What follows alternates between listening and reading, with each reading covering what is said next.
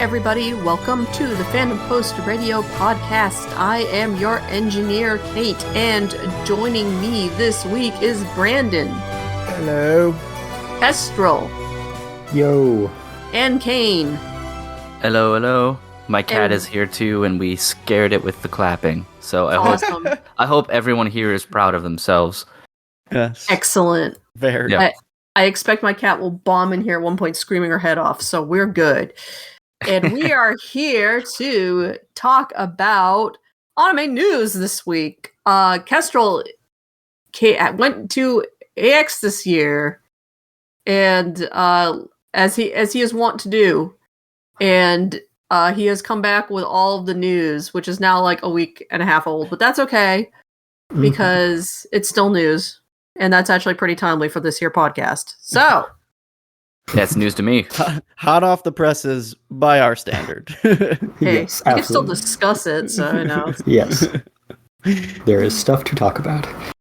The first thing I want to know is which line was the longest, and what did you do while you waited? It's okay, so like I was saying to them before you joined, I can kind of structure the AX news around my AX experience, so I can kind of go through what I did, and bring up the news that was announced at the things I was at, since I think I was at every panel that stuff was announced that I care about, so I kind of chose correctly there. Nice. But we do have some even older news, nearly a month old at this point, that precedes AX, since it's been a minute since we recorded. So to get into that, news of a series ending in over a month, which is now less than 2 weeks, which is a little series called Vinland Saga. The manga, after 20 years, is finally going to conclude this month. Wow. That's crazy. Is this the planned ending time? That was the first thing I thought of when I saw this. Was this always coming, or is it relatively sudden? No, they've reached the end of the story. Yeah, he's been talking about ending it for the last year or so.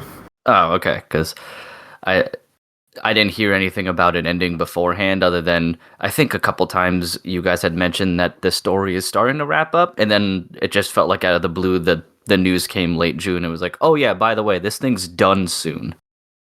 I mean, that's kind of how all manga endings get announced. It's like, by the way, next chapter is the last one. Yeah. Oh, really? Most people don't have the One Piece luxury of like, in 5 years. Yeah, well, Oda has also been saying in 5 years for the past 27, 28 years. Yeah. So how long would it be at that point then once it ends? 29 volumes? Yeah, 29 volumes, yeah. So we get the 2-in-1, so odd numbers to the last one will just be a single volume for us, but yeah. Well, how much of it do we have right now? We're caught up. I mean, we've got 14 dual volumes out, so once this last one comes out, we'll just get it as a single.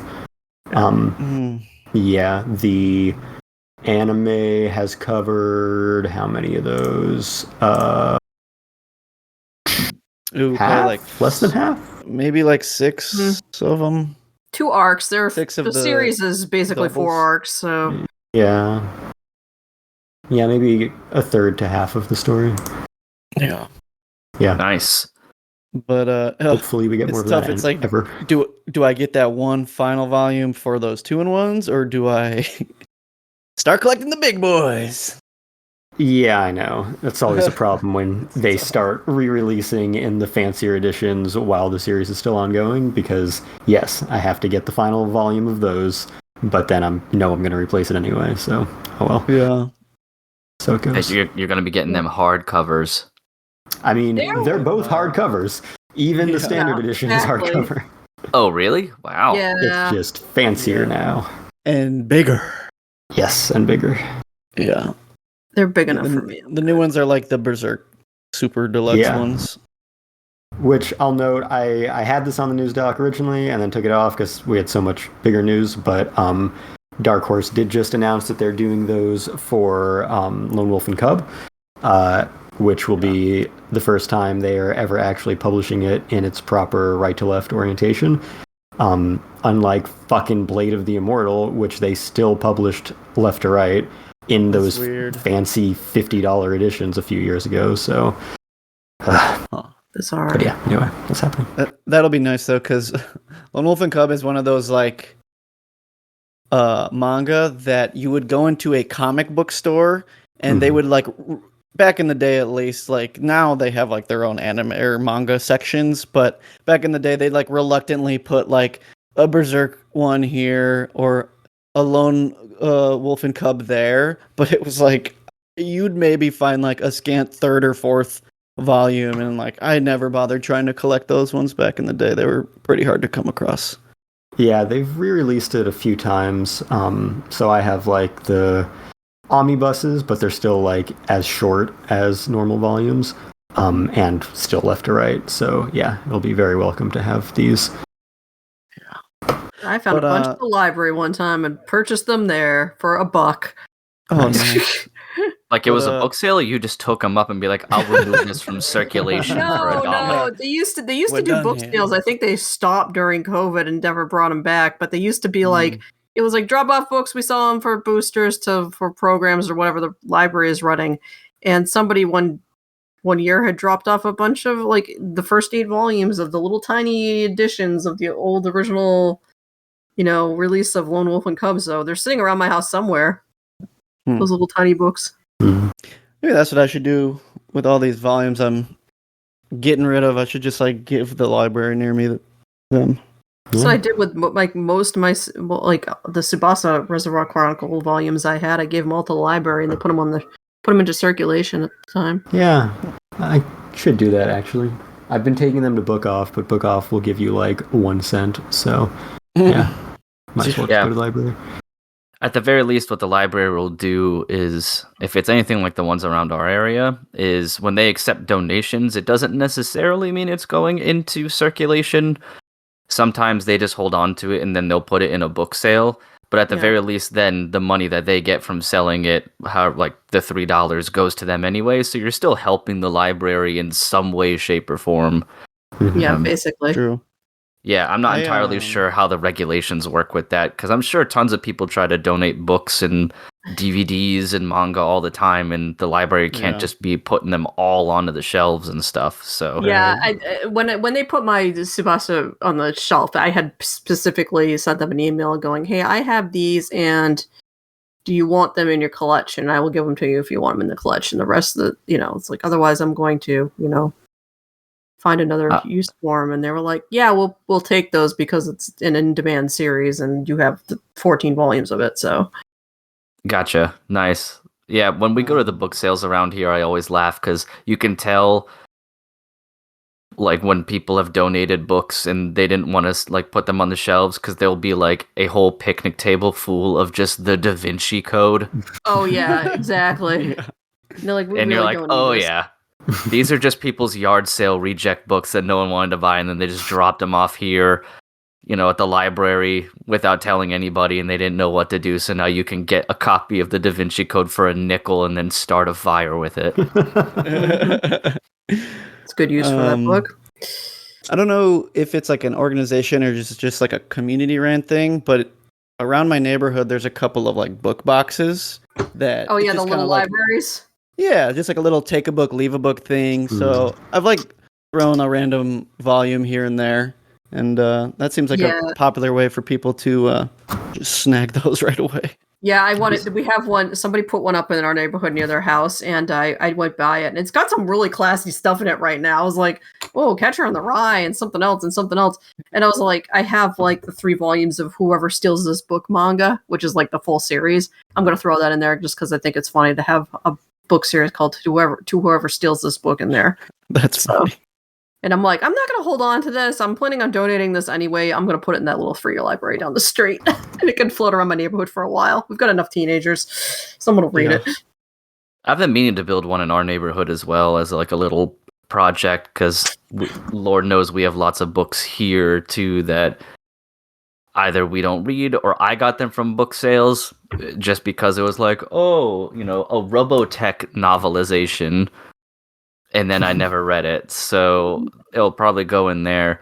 Kate, I loved how you told that story because it made it sound like originally like you were just gonna start putting smut in that book box. Oh, I've got smut too, and I'm like, I don't know how to get rid of this. Because you're like, oh, book box, real classy stuff. I can't wait to fuck that up. I've definitely putting in like some weird ecchi manga into one of those book boxes that I got in like a Right Stuff like super sale box, like mystery box. Oh, Yeah, yeah. blind box. Yeah. I definitely got some weird stuff in those before, and I was like, I'm not gonna sell this to somebody and show my face. So, yeah. Back to Vinland Saga. Yes. I really am curious if Yukimura has like a new thing he's been like cooking up, or I wonder. I haven't heard if he has like talked about a new series or anything like that. So Yeah, I'm not aware of anything. Yeah. He's probably gonna just like chill and tour around a little bit more because he's been going to several North American events over the past few years. So hopefully more of that, and I can finally actually meet him at one of them. But yeah, he can take a year or two off. yeah, no, He's worked hard. He's earned that. Yeah. Yeah, he'll probably those announcements when they start up the new series usually, they keep them close to the chest until they're like ready to start them up. Yeah. So was it just the anime that didn't do particularly well in Japan? I know we talked about that, and that's something that happened where part of the reason we got the season 2 of the anime is because it was so popular on the West Coast. Is the manga in a similar vein, or do they just like the manga a lot more than an animated version?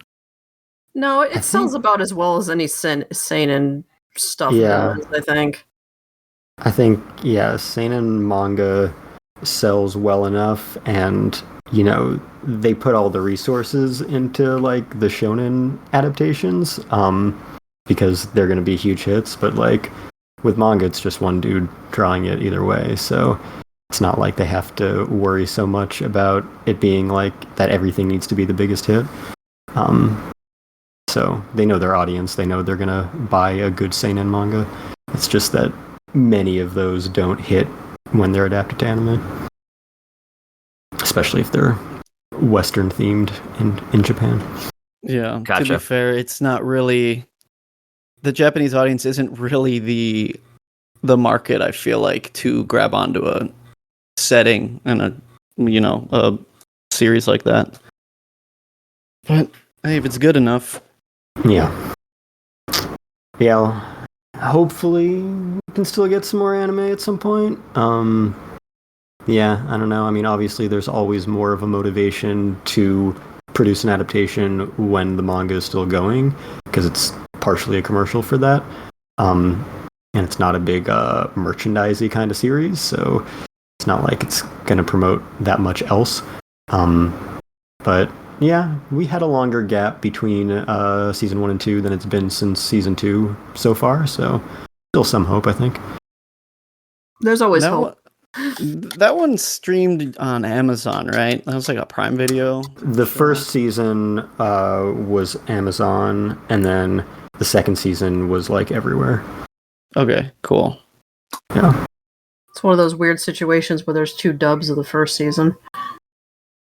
Even weirder, there's 2 dubs of the second season that were both released in the same region at the same time.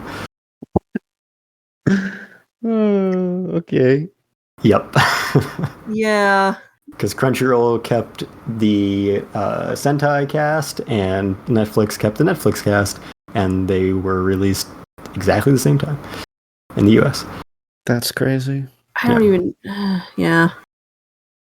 Shit's weird. Yeah. Who's the better cast? I haven't listened to either. I haven't listened to either. I've heard the LA cast is better, which isn't that surprising because most Houston dubs these days not great. Yeah. But yeah, no, I haven't bothered. Because most of the people that live there all moved to the West Coast. Yeah. And I mean, they haven't had any money since 2008, so they've just been kind of doing the breakneck recording process. Not too concerned about quality. Yeah. Okay. So that is that. Next bit of news. Finally getting some more Kaguya-sama anime. So far, we only have a new TV special announced, but it does appear to be continuing on the story, which further complicates the viewing of that series, as you now have TV series, then movie, then TV special, probably back to TV series eventually. But yeah, we haven't had anything new from that series since 2022, so that is good to see that moving along. I don't even remember if I saw the movie now that you mentioned that. It was broken up into 4 episodes when it was, I think, both streamed and released on Blu-ray. So it kind of is more of an OVA now, I guess. But yeah, it was originally a movie. Okay. Yeah, I'm pretty sure the last thing I saw was the 3rd season. So great. I got some catching up to do. I mean, I guess the fact that they split it into 4 episodes works better for the process of viewing it. So it's not like, like the Aobuta Rascal Does Not Dream series that returned this season with a new TV season after 3 movies, for example. And Sound Euphonium is even more of a mess with series and movies and specials and OVAs all mixed together and then back to series.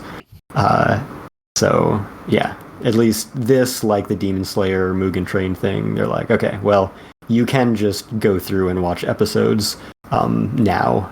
You don't have to know that, okay, actually between seasons 2 and 3, there's a movie or whatever. Okay. But this TV special is going to be a TV special, I guess, so we'll see if that complicates things. Did any of you read the manga? Do we know like how far along that is going to be into it? I haven't read the manga past where the anime is, but I believe the anime has covered just over halfway. So, okay. Yeah, the big like status quo shift at the end of the 3rd season is like the halfway point of the series. Oh, okay, wow. Yeah. It's more than I expected there to still be. Yes, very exciting. Because, yeah, it is doing much more interesting things than most romantic comedies would care to do halfway through their run. Yeah. Yeah. Another long-awaited continuation, this one from 2021 now. After Gundam G-Quux wrapped up, we finally got the announcement of more Hathaway. So the second of the 3 Mobile Suit Gundam Hathaway films will be released this coming winter, probably, early-ish next year, and it is called The Sorcery of Nymph Circe.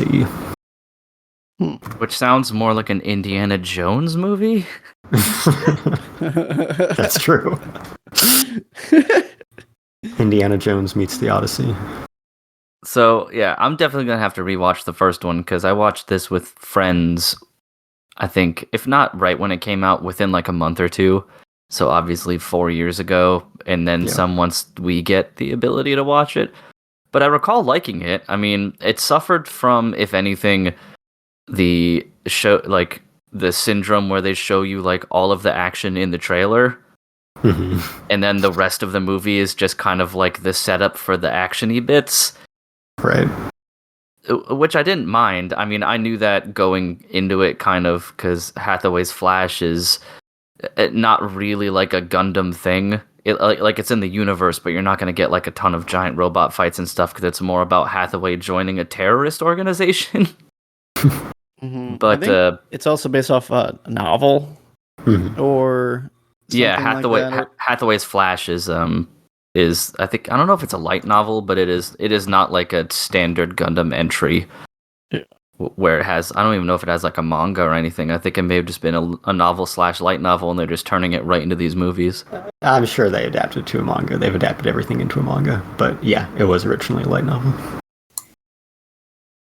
Man, it's crazy that when this movie came out, I was like about Hathaway's age. And then by the time the final movie comes out, I'm going to be his father's age. Be bright. That means you have full authority to slap him whenever you feel like it. I will, yeah. Be like, what took you so long? It is an interesting production delay and cycle. I mean, I'm sure part of it is just because they're working on so many things at once that they have to go at least somewhat sequentially. If I recall, that's how anime typically goes, which is why you don't get like new seasons of an anime that did gangbusters right away, because they're like, well, we're already doing this, that, and the other. But it's not like these Hathaway movies or anything look particularly good either. They have that art style, that like retro modern art style that I really like, but they're not super duper flashy or anything either. So, well, I will point out that the first movie, even though of course they are continuing it now, the first movie grossed less in the box office than the first 3 episodes of G-Quux put in movie theaters. So yeah, wasn't that big of a hit. This one has to be like passion project for the people making it, because like I don't think they shouldn't at least have expected this like Hathaway trilogy to be like gangbusters, No. This is definitely one for like the deep Universal Century fans or old heads or whatever. Like, it makes sense that it does worse than G-Quux, if only because G-Quux is flashier and you can get into it without really knowing anything right away, at least. Yeah, because it's just like, look, it's cute girls fighting each other. Maybe episode 1, yeah. Yeah, and giant robots or whatever. Like, it's just and it also has a much more interesting like palette, like color palette and things, like lots of really bright colors, new 3D designs and stuff that I think are not that great, but maybe some people really do like them. And Hathaway is just like, here is a 26-year-old man or whatever.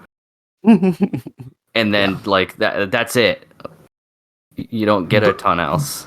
Both are ultimately extremely dependent on you being a huge nerd of a show from the 70s. Yeah, you technically need like double Zeta knowledge to really understand Hathaway. It's a little too much. Yeah, I mean, I guess to be fair, you can watch the original series, the movie trilogy, or read the origin manga and understand everything you need for G-Quux, whereas Hathaway requires that plus Zeta plus double Zeta plus Char's counterattack plus Unicorn. Yeah, there's a much higher barrier to entry for Hathaway unless you're the type that just watches it and then like looks up the Wikipedia articles as you go. Which, I mean, there must be a decent audience that does that, because like people still watch Marvel stuff. Not as many people as watched Marvel stuff in 2019, but like it still does okay, and like Deadpool and Wolverine did very well, and it's completely impenetrable to anyone who hasn't seen every single Marvel adaptation ever made by any company in history. So yeah, I guess people just don't actually care that much about continuity. Yeah, probably not. They'll still manage to they're gonna Palpatine Char into the third Hathaway movie. Of course. I mean, somehow Char survived. Yeah. At this point, I can't say I'd like really have that big of a problem with it. I'd be like, yeah, why not? Who fucking cares? Yep. This show's just doing whatever it wants anyway. Yeah. I'm sure it also helped G-Quux too that, like Hideaki Anno was doing the writing, so he has like a built-in sort of people are gonna go see it because of that. And yeah, they also got hoodwinked with the whole like, this is new, and then it's not. Yeah. I mean, we should have seen that coming. Anno can't stop himself from like fanboying about things he likes. Right, yeah. Anno literally hasn't made anything new for like 25, 30 years. He's only been remaking his own stuff or the stuff he grew up on. That entire time. Shin Ultraman, Shin Kamen Rider, Shin Godzilla. The new Gundam, like if you look at the credits per episode, it's literally only the pieces that take place in like the main UC that Anno wrote. Like he wrote episode 2, he wrote episode 8, or the first half of episode 8 that takes place in the main UC, etc. So funny. Yeah. I like to think now that unless unless The Office doesn't quite work this way, he was supposed to write the rest, and then anytime someone else came up to him, he was just like, "No, fuck off," and then he writes the rest and just gives the other episodes to literally anybody else in The Office. I mean, he is like the head of Kara, so he could do that. Yeah, he is allowed. Yeah, and he's remaking Yamato. Obviously, he spent like 15 years remaking Ava again. Yeah, that's just what he does. So yeah, now he's just got to bring back what was it, Nadia? Yeah, I mean, that was kind Secret of of the Blue Water. original Ava. Yeah, Which was already, I mean, yeah. Obviously, Nadia. this goes super deep. So, of course, Nadia was inspired by Jules Verne and 20,000 Leagues Under the Seas. But it was also originally a series conceptualized by Miyazaki decades prior, and then picked up by Anno, and then Ava was supposed to be the sequel to Nadia. And they couldn't get the rights from NHK, so Anno was like, shit, I have to come up with something new. So that's the only reason he's created anything new, because Ava would have been a sequel to Nadia, and Nadia was a riff off 20,000 Leagues Under the Seas as conceptualized by Miyazaki decades prior. So left to his own devices, I don't think Anno ever wants to make anything new, actually. I think he's technically just a fanfic writer. Yeah, absolutely. That's crazy. The most successful fanfic writer. Yeah. Yeah. I did see, I can't remember if it was a Kamen Rider or Ultraman actor. One of the previous actors commented on the fact that he was like, there's no need for this, like, these, like, Shin remakes. He's like, go make something new. And it's like, oh, impossible. Shit. Oh, he also made, like, a short film based on Nausicaa, based on the scene that he animated in Nausicaa. Back when he first met Miyazaki. So, yeah, literally everything is tied to some prior property, except like his 2 weird avant-garde live-action films that no one really talks about. Those are the only things that were technically new. Damn. Yep. That's crazy. We cooked him. Almost done after this.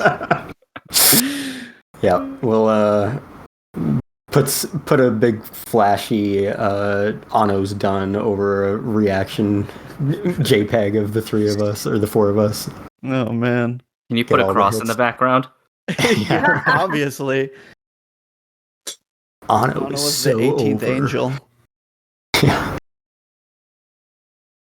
Oof. Okay, so that was That's done. Yeah. Which, appropriately, we're getting into AX territory now, and one of the first big events on day 1 was a big GQucks panel, which I did not go to, because I dropped GQucks, and then all of my friends could not shut the fuck up about it, so I went back and finished the whole series, and was not impressed, for some of the reasons described previously. And so I did not go to the panel, but all my friends did, and most of them actually, because they don't care about Gundam, but the lead Seiyu also voices the lead in Sound Euphonium, and they're all obsessed with that series. So, anyway. Interesting. Yeah. All makes sense now. But yeah, what I went to, and we'll talk about my AX experience a little bit, but it'll mostly be with regard to the news. But for the things that there weren't really news stuff from worth mentioning, I'll just kind of briefly go over it. So first thing I went to was the Animego panel. So yeah, Justin Savakis' new Animego. Yeah, he had a panel at Otakon last year. I think this is his first one other than that. And I think he'll be at Otakon and Anime NYC this year as well. And he didn't have anything to announce at this panel, so not much to report from that. Then after that, I went to the Aniplex of America 20th anniversary panel, which was mostly them just kind of going through like some of their hits over the years, some of which they laid greater claim to than perhaps is deserved, because these were actually hits other companies put out, and then Aniplex got the rights back and didn't let anyone else have them, so they were like, yes. They did a Netflix original. Yeah, exactly. They Netflix originaled the shit out of it. They were like, you guys all remember when Aniplex of America released Full Metal Alchemist Brotherhood in 2009, and it was a big hit, and no other company ever had anything to do with it. Yeah, so it was mostly that. They announced a couple minor things. They announced the Cyberpunk Edgerunners Blu-ray, which was very overshadowed by other Cyberpunk Edgerunners news the following day. Yeah, I didn't even hear about that. I was so bummed there. I assumed there was never going to be a Cyberpunk physical, so that's cool. There you go. That was the only big news I can think of out of that panel. Because, yeah, it's, again, Netflix and Aniplex, they're both very, obsessed with owning all the rights and not letting anyone else have any say in it. So it's always welcome when a Netflix property gets a Blu-ray. Yeah, considering how rare it is nowadays. Yeah. And that would be one that of the anime they do make, quote unquote, that they release that one because it's like it's short, contained story. You don't need to know really anything about the game. Like, it just makes sense because you don't need to know anything about the game to watch it, but so many people played the game because they watched it and will probably buy that, because if it's like anybody else in my life that watched this anime and played the game, it's now the only fucking thing they talk about, and then I have to listen to it all of the time. Damn. You guys are awfully bitter tonight, gotta say. No, we're going to be excited about What else were we being bitter about? People being obsessed with a thing that you couldn't stand. I feel like I'm just being my normal self. I mean, just a cynical person. Yeah, we're not being bitter. Anno deserved to be taken down. I'm gonna get a lot of shit for that. My friends wouldn't shut up about the show, so therefore I had to finish. It's true. No, it's true. All of that is true. Yeah. Especially when one of them isn't even a friend. He's a guy that sits in the cubicle across from me and then just talks at me all day about how this is the fifth time he's played Cyberpunk. And then he shows me his water bottle with all of his Cyberpunk stickers on it. Like, that's great, man. I'm happy for you. Listen, I've done that. I actually went the Corpo Melee only route this time, and you're just like, Yeah, I go like, How many tickets are in your queue? Yeah, I guess to be fair, it's not like my friends were like talking at me about it. It's just like a Discord, and they were just like constantly talking to each other about it. But it was just so overwhelming. I was like, all right, let me see if this is actually worthwhile. And I was less impressed with it as it went on. About G-Quux. About G-Quux. Yes, thanks. No, you should have let it be murky. Yeah. Yeah. No, Edgerunner is great. And other things Anno has done have been great. Maybe only one property. Anyway, next panel that I went to we're just crushing him. I'm just actively giving my friends reasons to fucking hate me. Next panel I went to was the Mappa / Chainsaw Man panel. So they went through several of their properties from the past year or so, which there are about 20 of in a given year. But yeah, the meat of it was definitely about the upcoming Chainsaw Man movie, the Reze arc, and they premiered the trailer of that there, and it was pretty fucking mind-boggling, as I guess the first trailer of the series was.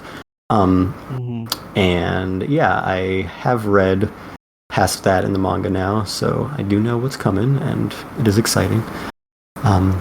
Yeah, and it's going to have another Kenshi Yonezu track that sounds similar-ish to the previous one. We talked about that a little bit, but yeah, that's about it. Nice.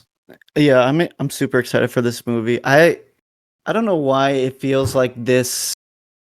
I know a lot of these big properties, they take a while to get through, but I don't know. I just feel like I finished part 1 so long ago, and part 2 of Chainsaw Man manga is also seemingly maybe gonna be coming to a finale. Not super soon, but it's on the horizon, and it's like we're still like halfway through part 1 animated wise, so still just like boggles my mind that there's some people that still don't know how the first part ends. Right. They're anime only, and I'm like, oh shit, dude. Yeah, I have read slightly into part 2, so I know all of part 1 at least, but yeah, it's definitely, I mean, MAPPA's got so much on their plate, and it's not like the first season was a huge hit on the level of the big Jump titles, and they put a lot into the series, and they are the entire production committee for it. So, yeah. It's taking a minute. Yeah, but I'm like you said, that newest trailer like looks insane. So I'll gladly wait if that's what they're gonna pump out. Right, exactly. Yeah, so next panel I went to was the Ghost in the Shell panel for the new Science Saru animation project. And it's kind of like they're really one, going back to the original manga for this adaptation more than has ever been done before, and two, they're really kind of like, despite the fact that this is the first adaptation to ever not be Production IG, they're really leaning into all of the adaptations by Production IG for some reason. So all of the marketing is like going through every single adaptation that has existed before, and then yes, we're landing on this one now. New studio, much more in line with the manga, seemingly, certainly aesthetically. It's the first time it's ever really looked like Shiro Masamune's designs. And yeah, there wasn't a whole ton. They like made a big deal about the new logo, which is like, oh, a logo, neat. Dude, they are really teasing it. Like, they have not shown anything. Yeah, you have one key visual. Motoko looks like she's from the manga, but anime form. That's about it. I'm starving for some actual footage of that. I want to know how much of it's going to be porn. Right. If they're going back to the original that much. Yeah, they'll probably cut out that bit a little bit. Censorship. I know. That they don't want the lesbian orgy on the sailboat in virtual reality? I mean, hey, Science Saru, they pulled off Devilman Crybaby. Like, maybe they're gonna go kooky with it. They can do some fraction of what the manga did. Probably not all the way.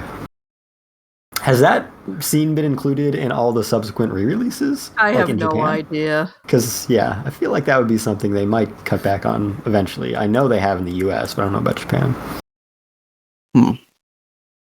I'm just glad the design looks more like the manga. Not that I have a problem with how the movie is. I like how the movies and all the other, subsequent properties look, but I remember buying, because I have that 3-book Kodansha set, the hardcover set, and I bought it from, I think, Amazon a long time ago, thinking it was going to look like, the movie or Standalone Complex or whatever, because I just bought it. I didn't really look at it because it was just on sale, and I put it in cart and boom, bought it because I'm an American and that's how we work.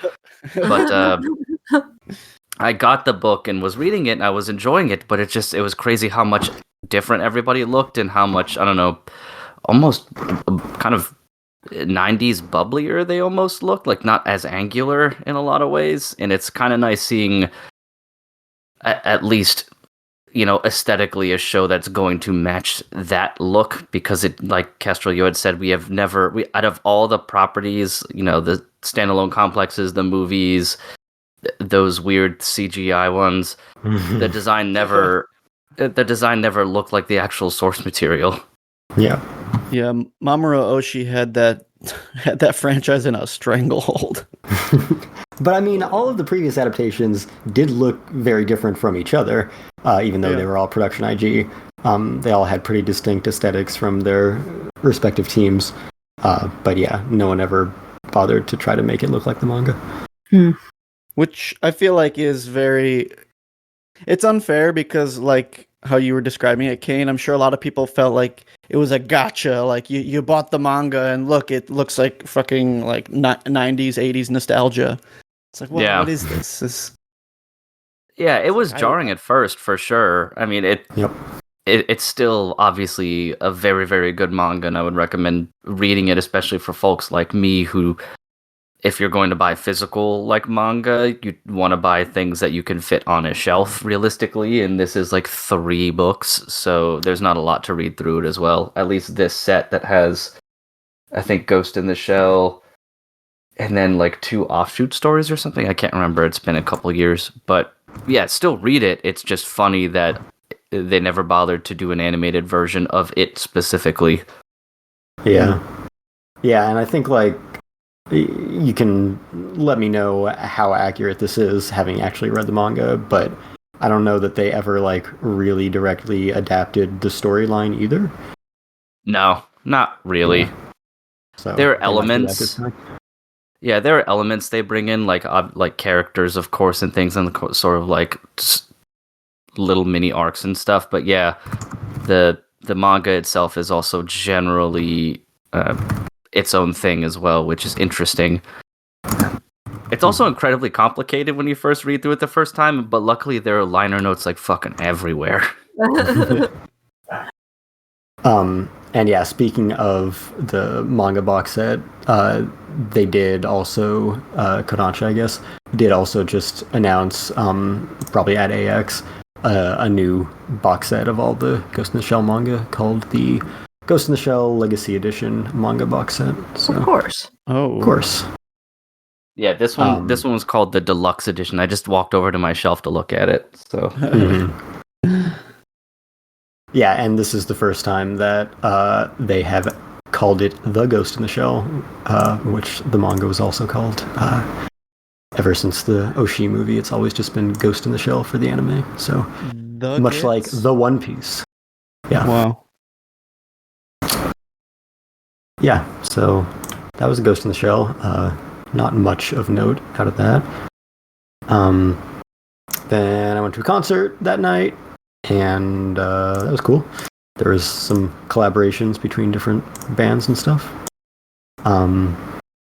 So no real big news out of day one.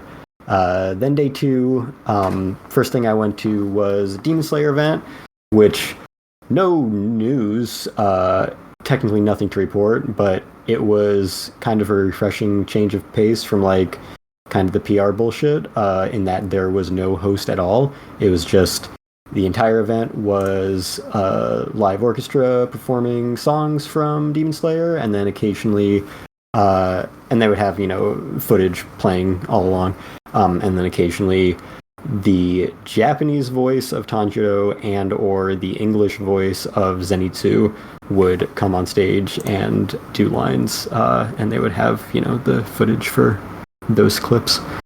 So that was neat. That's kind of cool. And like that whole experience. They'd be playing the music for the given scenes as well. So yeah, kind of a full live anime experience. I saw that the Fun. new movie already like sold out of tickets or some insane shit going on in Japan. Like they pre-sold tickets and they sold out in minutes, and it's broken box office records before like a single second of footage has even gone on screen. Yeah, of course. I mean, yeah, Mugen Train is the most successful movie in the history of Japanese cinema, and that was just a random arc in the middle of the series. This is like the ending. So, yeah. And it's not COVID, which it was for Mugen Train. Yeah, that's crazy. Yep. So, yeah, be interesting to see how crazy those box office numbers end up being. Yeah, so then we get into the meat of it.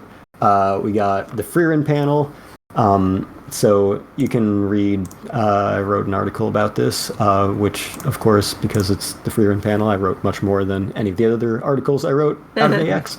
But we got Evan Call, my boy, the composer, Nice. Chiaki Kobayashi, the voice of Stark, and the Madhouse animation producer, Fukushi. Yeah, Yuichiro Fukushi, I think.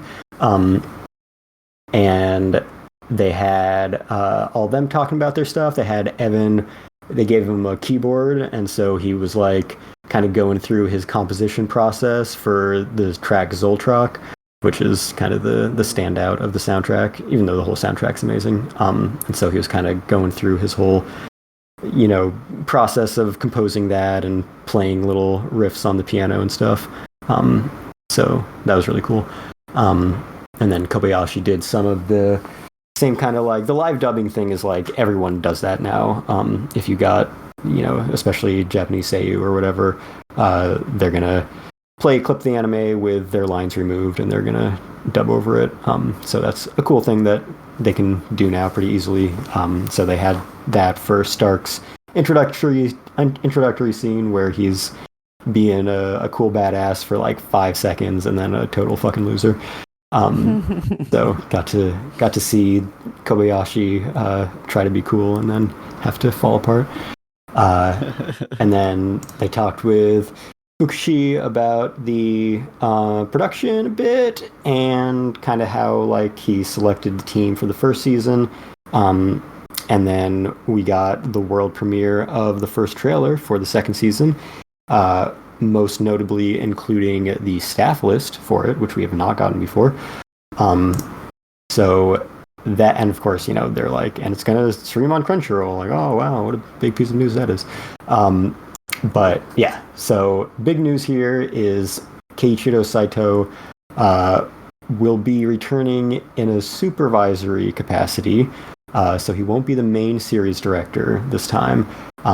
He truly does not care to revisit a series in any significant capacity because he turned down directing season 2 of Bocchi the Rock and he turned down directing season 2 of Frieren. And those are literally the only 2 things he's ever directed. Yeah, so that's some big boy status. That's sick. Turning that down. Yeah. I know. Yeah, he just like immediately became like one of the biggest names in the industry, like right after he got his start because he just directed 2 series that were just both so phenomenally directed.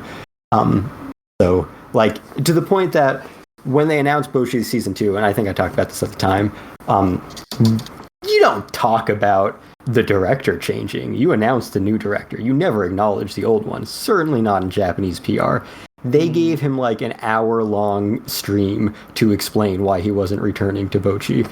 That's how much people care about him directing his properties. And it was similar here. They had the producer talk about like, okay, he's still going to be a supervisor. He's working with. So we've got Tomoya Kitagawa, who directed episodes 2, 8, and 25 of the first season. He's going to be the main series director for the second season. And then we're going to have 3 tiers of director this time around, because that's what it takes to replicate one Saito. And so we have Daiki Harashina, who directed the 3rd episode of the first season, is going to be the assistant director. So we have, supervisor, whatever, chief director is Saito, and then we have series director, then assistant director. And yeah, so Fukushi was talking about how, he had talked to the 3 of them and they have like a good process of collaborating between the 3 to kind of continue the vision that Saito had set out in the first season, and make sure that everything is consistent and of the highest quality. So I can't help but have some concerns about it, but fingers crossed, I guess. And then yeah, so the rest of the staff, same writer. The character designer is changing. So previously there was one character designer, and now there are 3 new ones. They all did work on the first season in different capacities. So the first one is Takase Maru, who's actually Akiko Takase, who was not only the character designer for Violet Evergarden, but the illustrator of the original novels. So that's pretty exciting. And she's been working under a pseudonym at other studios other than Kyoto Animation for the past few years. So she did work on the first season. She was chief animation director for a couple episodes of that, which, as we've discussed, is a common role for character designers to hold. Then Keisuke Kojima, who was actually the director of episode 7 of the first season.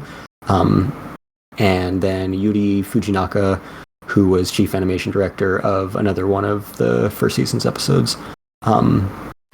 So, yeah, that's changing a little bit. Wow. So now we have a little bit more Violet Evergarden overlap, actually, because Evan Call also did the music for that. And he will be, of course, returning for the second season, which he has leaked on like 3 occasions before.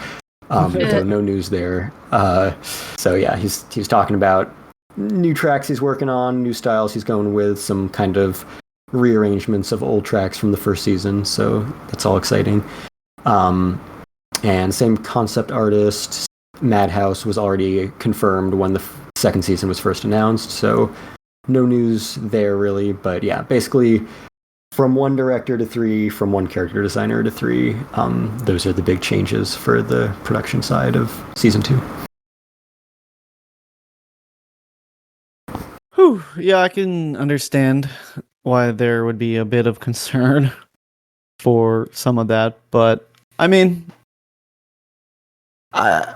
it's hard to say how much will actually change about it. I feel like at least Frierin's like vibe should be easy enough to maintain, and if you said the writers are, I think, is the writing staff all the same? So yeah, writers the same, all that. I'm hoping that means that like despite the big director shift, I think it doesn't rock the boat too much if they can like keep the vibes, So I do think like I've written hundreds of words about this in my review of the series. I think the vibes are like Saito's greatest contribution to the first season. Because it's very much like, him taking the time, letting the series breathe, letting it be something that doesn't feel like a straight adaptation of its manga. But I think he has definitely set the atmosphere, and talking with the other 2 directors and still being a supervisor, whatever that means. Hopefully they know we can't fuck this up. So they're looking at what has been done before. And, the brief little clips we've gotten seems like Frieren, but you can cut together a trailer to feel like anything. So, yeah, it's not like I think anything's going to be bad about it. It's just the best case scenario would have been everything stayed the same, right? Because it was so good the first time. But we'll see.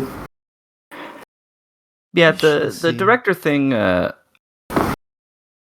I guess I'd say I'm bittersweet on it as well, if only because I looked up the episodes that the Kitagawa directed, and 2 is a vibes episode, which is good. Like, that one is very much a vibes episode. It's the one where they go in search of the flowers for the statue, and everything in Fern is introduced and such more officially and everything. But then 8 and 25 are very much like action-y episodes. Right. So, which, to be fair, side, was kind of the evolution of the series over the course of the first season anyway. And I was going to say on the plus side, those are also really well done, and it also shows a variety. Like, this guy has directed a calmer vibes episode as well as action-based, so I would be a little more concerned if it was like the only episodes he directed, even early on, were just where there was fighting going on. Yeah. True. Because obviously that's a very different situation than having to then go and make a whole episode that's just about, cooking soup or something. Like, you have to change your entire thought process when you make something like that versus making highly kinetic action scenes and stuff. So there is some variety there, which is nice. And then the character designer, I don't know if there's too many cooks in the kitchen for that or not. either, I guess it depends on, I don't know. I haven't read the manga, so I don't know how many new characters we're necessarily Right, going that to was be my thought getting. as well. Yeah. Yeah. Mm. Yeah, and I'll also say, like, one, I'm glad that everyone announced did work on the first season, at least. So it's like, yeah, we're still, everyone's kind of in the family. They were all contributors to what made the first season so great anyway, so that's good. These two directors have not had any, like, lead directing experience before. They've only done episode direction. So at least, like, with Saito, yeah, it was only his second project ever, but just Bochi was enough to make me excited for his contribution, which was kind of the thing, like, going into it. It was like, wow, every single main staff member has done something I love. And for him, it was Bochi. So, like, if these were the directors the first time around, I would be less excited, because I'm like, oh, well, they've never actually led a directing project before. But yeah, we will see.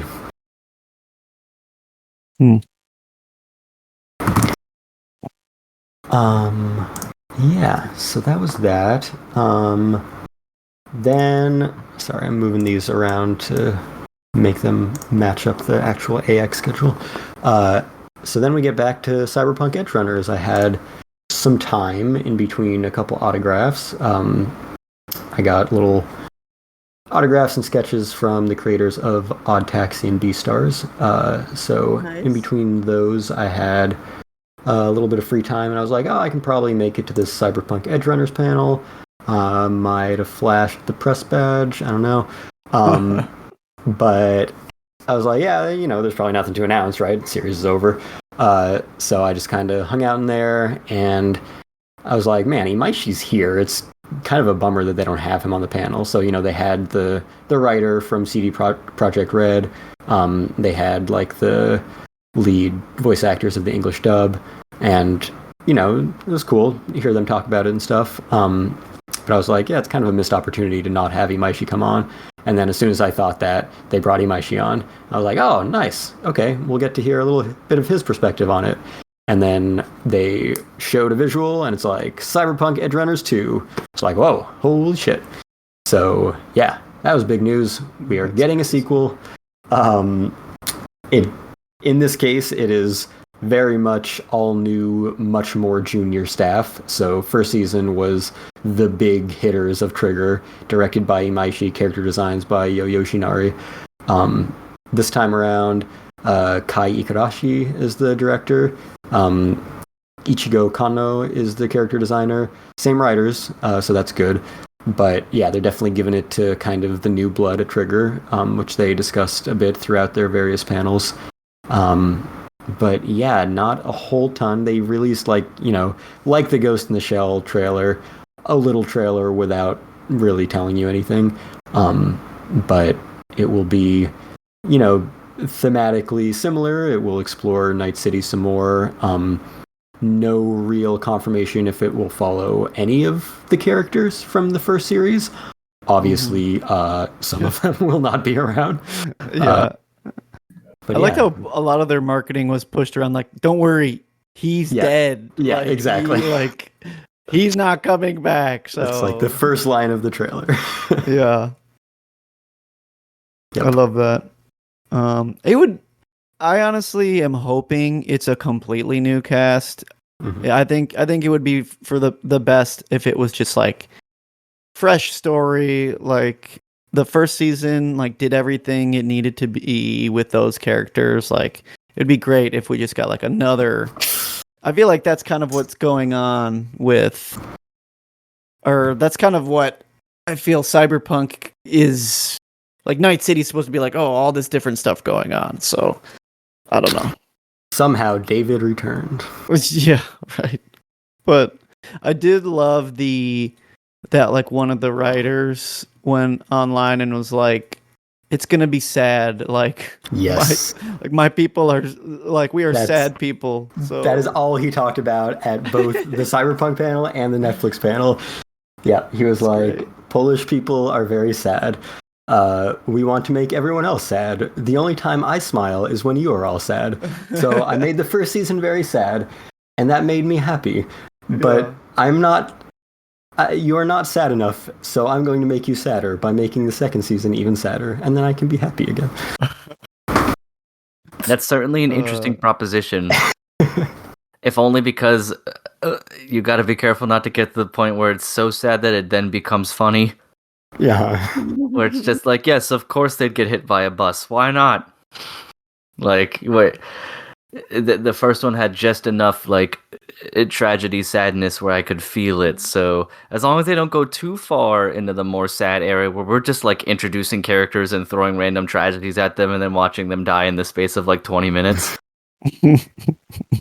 I think it'll be good. I'm really excited for a second season. I think because of the way the first one was made and how the game presents the city as well, where the city is the only like constant character. You could have an infinite amount of stories in Night City, right, and stuff, which is why, like Bran, I agree with you. I want it to be just a totally different thing. Like, the city is big enough that you could have 4 or 5 more people, whatever you want in your squad, your main squad, who like at best have maybe heard of the first group of characters, but have like never met them, know nothing about them whatsoever, because like the city is enormous. So I think referential stuff is fine, but I would hate for it to be like, oh, fans loved Rebecca, let's make this season about her. It's like, no, let's do something new. We'll see. Guess, though. I'm not fortunately, all the characters that anyone cared about are dead. No, I guess we don't really know, but yeah. Yeah. To be fair, as long as it's not like some prequel type stuff. But hey, they cooked, so I'm going to let them cook again. So yes. Yeah, very much so looking forward to it. Really, really enjoyed the first season, and it felt like one of those like big surprise hits and stuff. So that's also something that'll be interesting too, which now that it has so much hype behind it. And correct me if I'm wrong, but when the original came out, it was just kind of like out of nowhere, and everyone's like, this is the greatest thing ever. Yeah, I mean, I don't think anyone expected it to be as good as it was, for sure. No, and given the fact that it came out after the game, and the game kind of had a very rough go of it, people were obviously going to be skeptical of this too, because it's probably just like, oh, they made this real quick to try and sell the game or something, and which it did, but it did it, incredibly. So because it was actually good. Yeah. I think was it our like collective number one that year when we like put all of our scores together? 2022, maybe. It was like I'd have to look it up. It was up there, because certainly it was DJ's number one. But yeah, I'm definitely like curious to see where the new direction goes. Because like I said, it was their biggest heavy hitters the first time around. But be optimistic. Yeah. Let's see. Anything else about that? Okay. Yeah. You know what I'm not optimistic about? Your friend, your coworker. No. Whatever Hideaki Anno's working on next. To be fair, near Cyberpunk. Cyberpunk is an established property. Although I suppose, like we mentioned, even with Gundam, he couldn't help but just write the parts that were kind of already covering existing storylines. He didn't even write new Gundam, really. So might be a little too new for him. At Anime NYC, they're going to announce the official subtitle for the new Cyberpunk is Shin Cyberpunk. Yes, exactly. Directed by Hideaki Anno. Yeah, I mean, basically, episode 2 of G-Quux was just Shin Gundam. Which, to be fair, at least I and Kestrel as well have been clamoring for a Shin Gundam for ages. Absolutely. So, yes. Fair. Yeah. Anno can totally give us brand new remake of Gundam 2029. I'll take it. Anyway, our 2022 top list was I thought this was the case. our number one for the aggregate of us was Kaguya-sama Ultra Romantic. But when we Also factored in timely. all of the other votes that we got, Cyberpunk was number one. So it was number two for us and number one for all of our submitted lists. Okay, that makes sense. Surprised it wasn't Freerin. That was 2023. Yeah, I was gonna say Yeah. that was the. And Yeah. We just What's the know it's going to point? be that good. We I don't even know come if it was from the announced crowd. yet. We should have put it in number one. What did you say, Kate? I said we come from the future. Yes. Yeah, so Kane, what does your coworker think about new Cyberpunk Edgerunners? I have avoided talking to him about it. You should ask. Cool.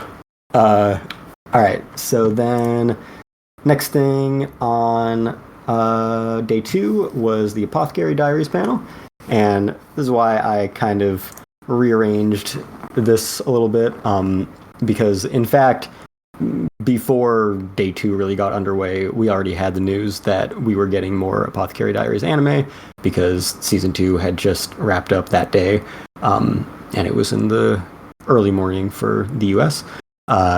So everyone already knew that was happening, so they didn't really have anything new to announce at the panel. They had the seiyuu of Mao Mao and character we won't talk about in case anyone is listening to this and isn't caught up on Apothecary Diaries. But yeah, they had them. They did a bunch of the live dubbing stuff between the two of them, which there's plenty of material of various different tones throughout the second season.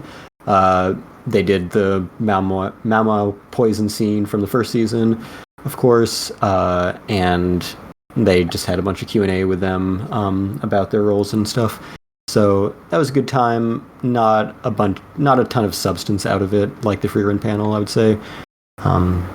But yeah, all that to say, the actual news did not come from AX, but yes, they confirmed another Apothecary Diaries anime after season 2. Didn't explicitly confirm it as season 3, but that is the expectation.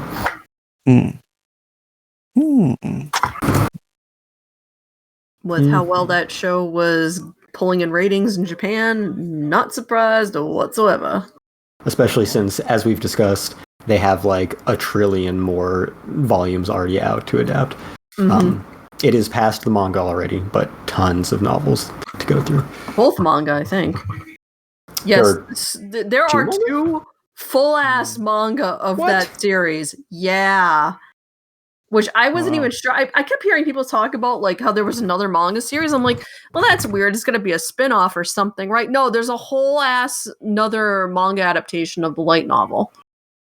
The one that is being translated over here is the one that they base the character designs for the anime after. Right. But there's another Mao one. Mao's Notes from the Inner Palace? Is that one?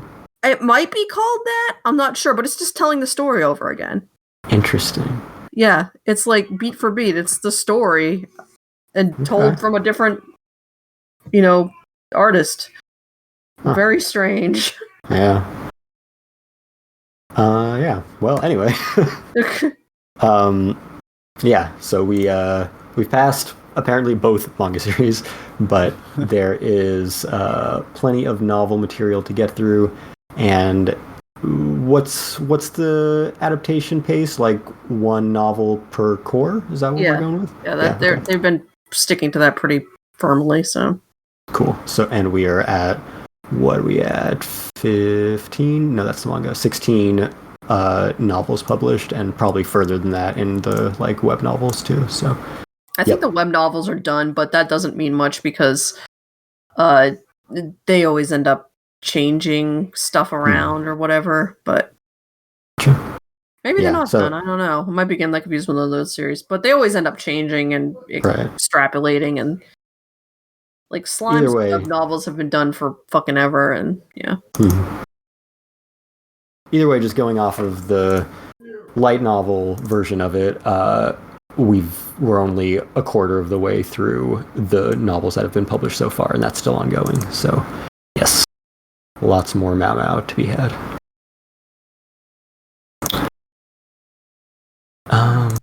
Yeah, so while I was at that panel, I guess I will say a little bit of news that came out that I was interested in that I found out about in another panel the following day.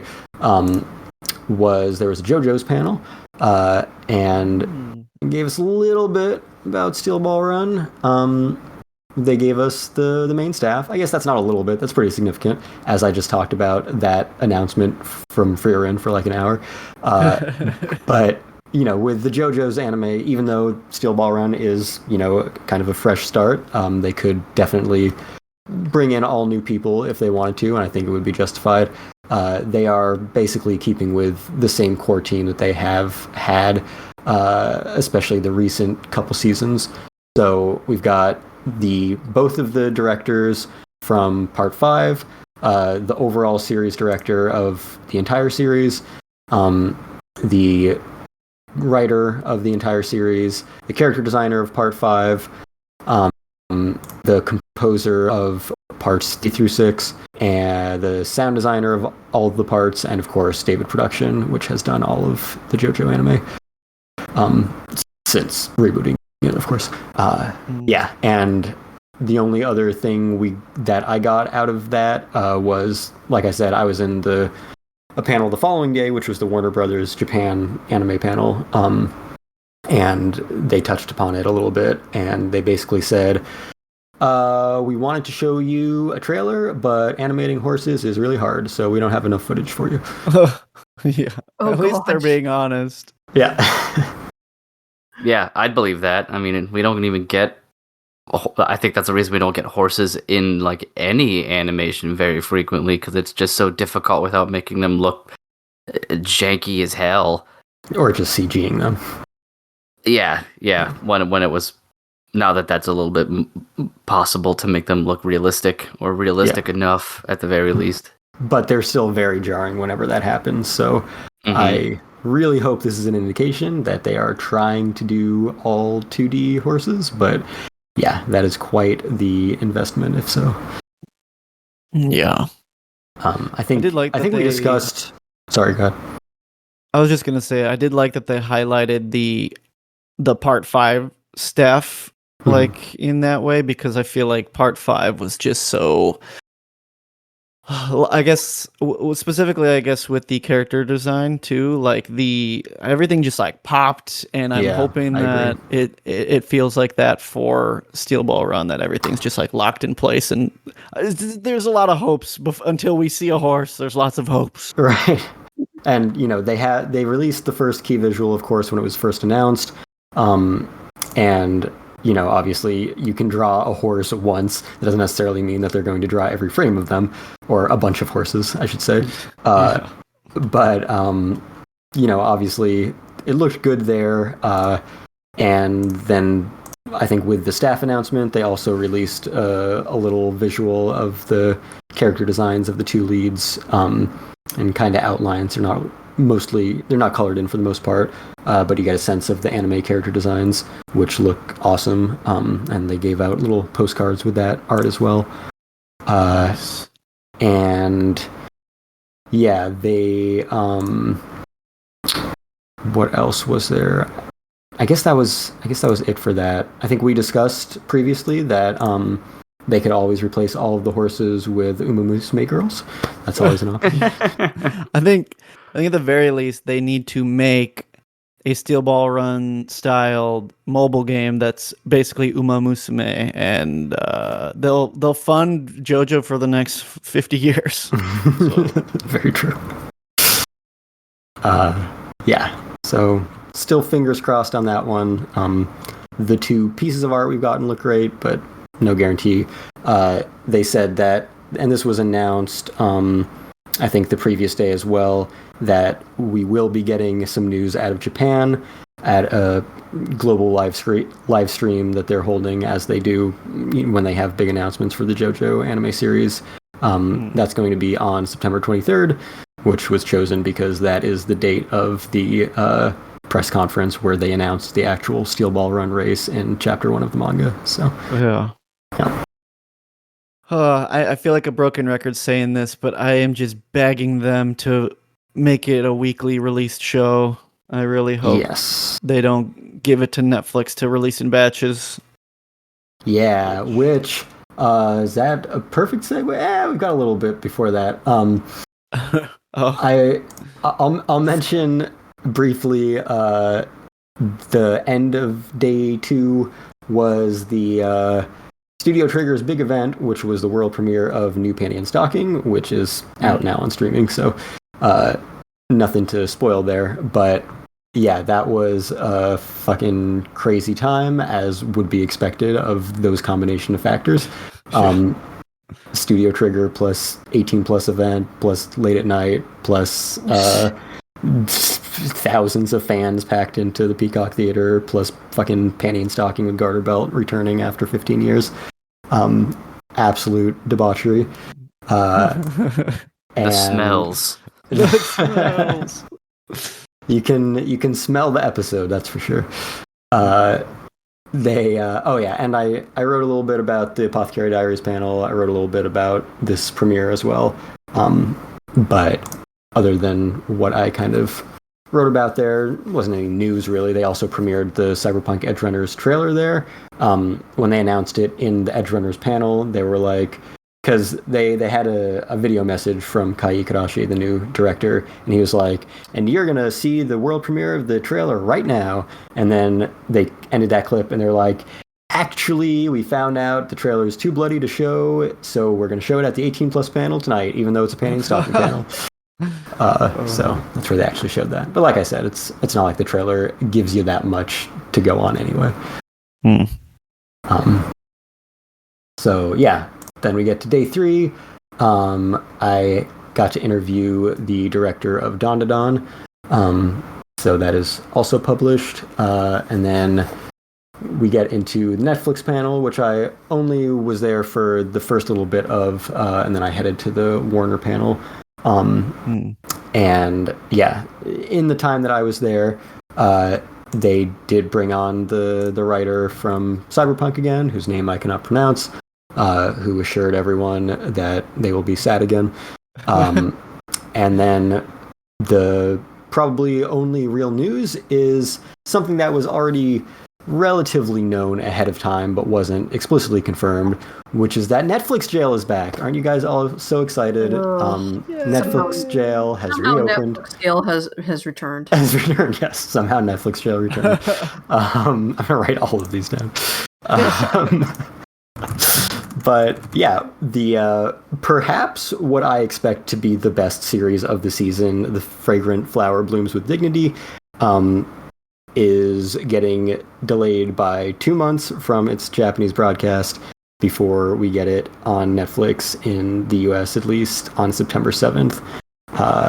And it's not even like the end of a core. So it's not like it even makes sense to be like, oh yeah, well, we're just going to release the whole core at once, because they won't even have that much material at that point. So it's just long enough to be infuriating, but not quite long enough to make sense in any capacity. Oh, it's just mind-boggling. Like, they've done it both ways now. Do they not have like clear data that like, the batch shit ain't working, but the weekly episodes be hitting, or vice versa? I don't know what their data is showing, but clearly they don't either, because they keep trying both ways. Right, especially since this same season, they have weekly anime simulcasts. Yeah. Like their Sakamoto Days is about to start back up. Fuck, what's the other one I'm watching on Netflix? I can't remember. Yaiba was from last season. Yeah. Weekly. Right. There's a new one this season. The Summer Hikaru died? Yes, thank you. That's weekly. Yeah, so no consistency. Not only has everyone else been doing it weekly just fine for 17 years, but Netflix has been doing it weekly just fine for like 2 years for every new show. So I don't fucking know. But yay. They just hate us. Yes. Yeah. They want me personally to suffer. Yeah, I am looking forward to watching this though. I've read the first 10 chapters, maybe, on the Nice. recommendation of a friend like a month or two ago, before either of us were aware it was even getting an anime, because we're just not that plugged in. And then recently I saw, oh, it's getting an anime, and then I told him, and we were very excited because he recommended it to me as, what do you call it, like Green Flags the anime, like Green Flags the manga, as in, like, because I've talked on here a bunch of times, and I talked to him a lot about my preferences for just media alone, not just anime, but how I don't like romance or romantic comedies where the conflict is based off of easily solved miscommunications. Right. And he's like, that doesn't happen here. He's like, everybody talks about their problems and everything is pretty nice and smooth sailing. And if there's conflict, there's real conflict that takes effort to solve, and not just telling someone one thing that they refuse to tell them. And that was enough for me to start reading it. Yeah, So, I've also I read the first 2 volumes. Just read the second one. So yeah, it's great. The anime adaptation looks great. It's Cloverworks, who has like 3 of the biggest shows this season. Yep, sure would like to be watching it. This is one of those scenarios where I have so much on my plate. Maybe some things deserve to go to jail. No, not this one. Maybe not, but as Kane said, I'm not plugged in on this one, so I don't mind not having to think about one more. Yeah. Until it is mine, and then they do it to JoJo's, and then I'll be mad again. Well, then maybe you can use Netflix jail to your advantage, and by the time September 7th rolls around, drop whatever show is the worst on your list and pick this one up.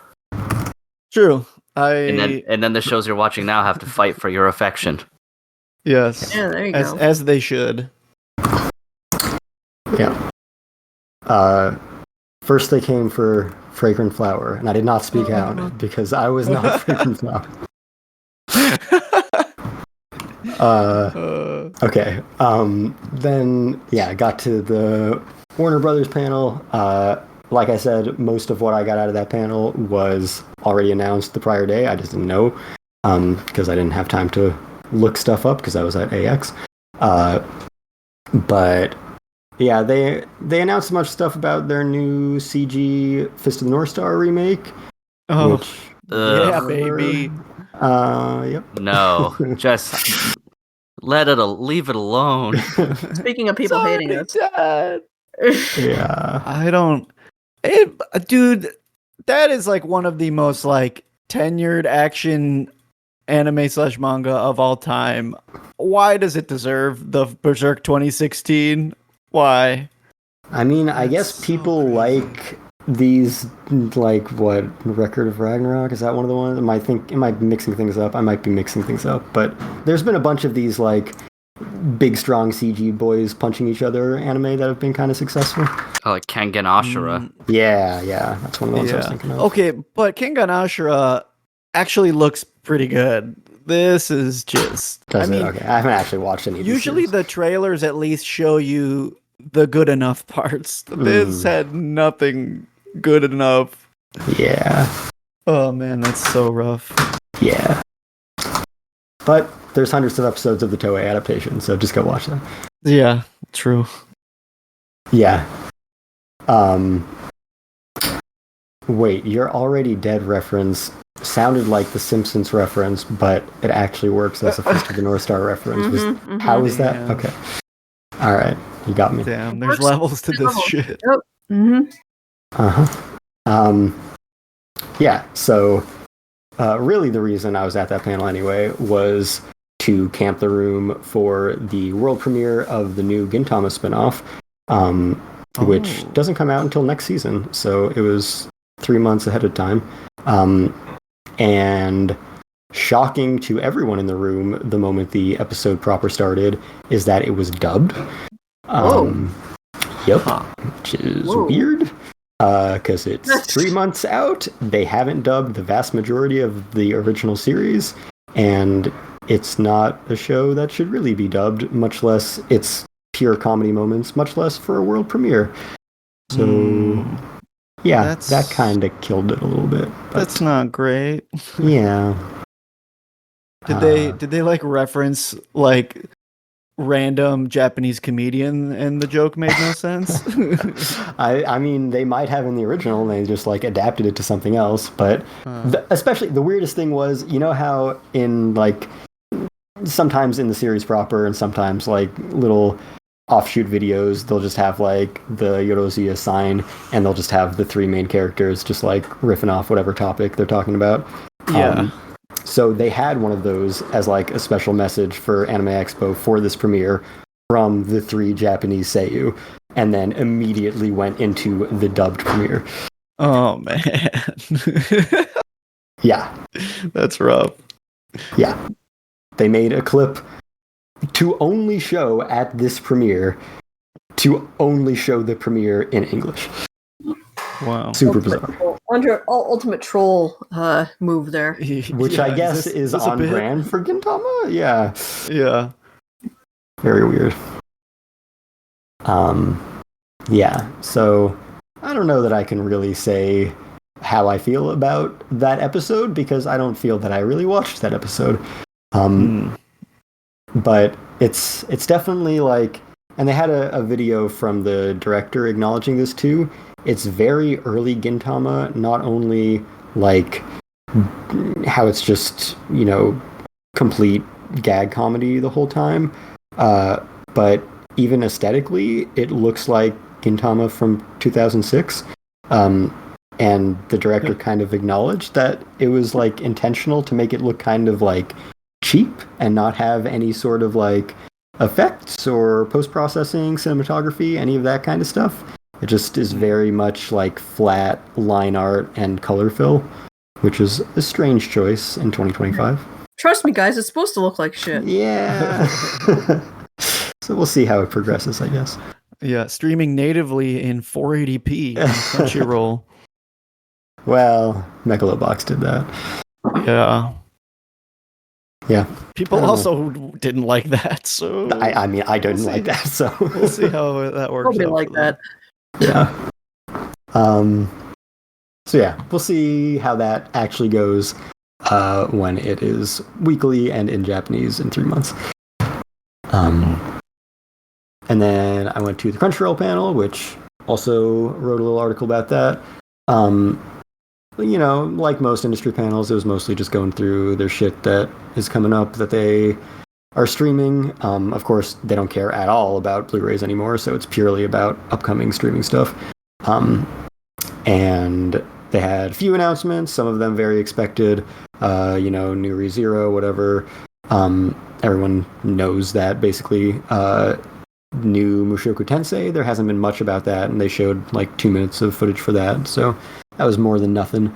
But big news, the only news I really cared about, because again, the other ones were either expected or stuff that I didn't really follow, but the big news that I kind of cared about, this was also partially leaked ahead of time, but they had the founder, president of Bones, which is now Bones Film, I guess, for the animation studio part of it. But whatever, it's just Bones.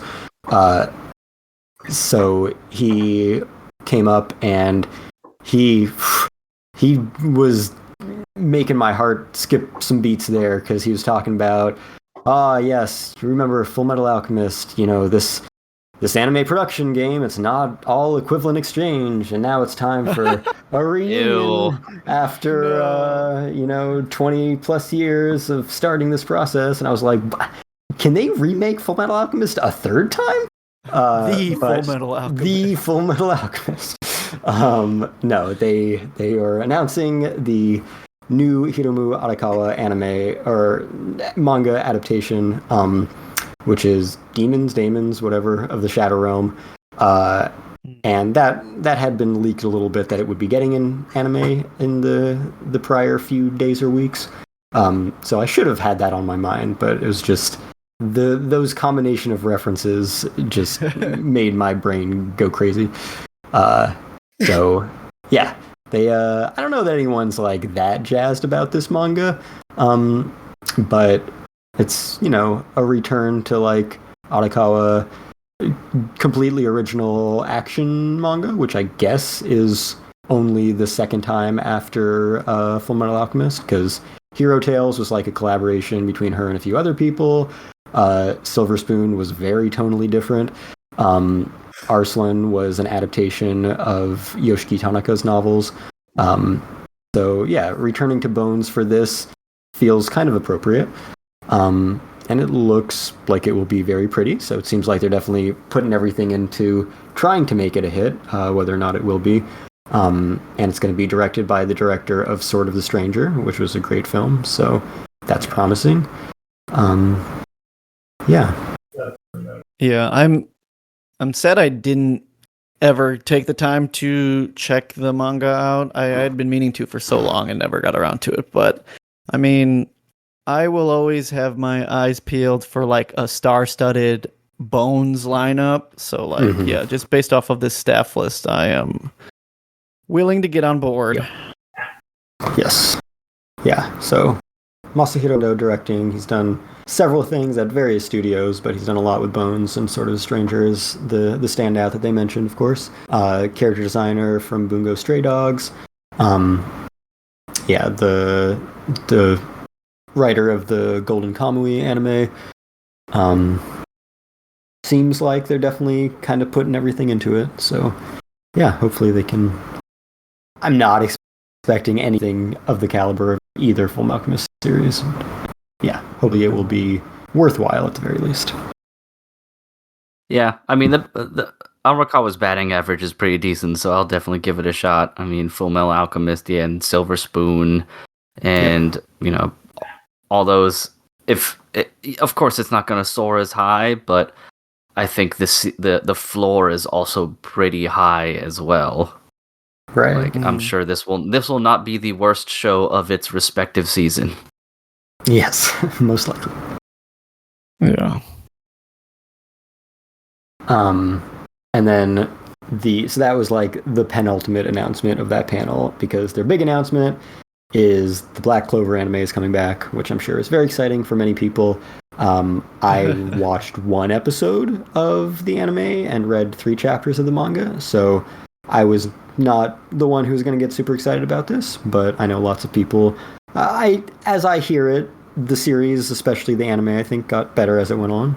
So, yeah. Yeah. That's what they say. I'm in the similar boat of like big shonen property that I was not getting on board with. Right. But yay, people are happy. Yeah. That's good.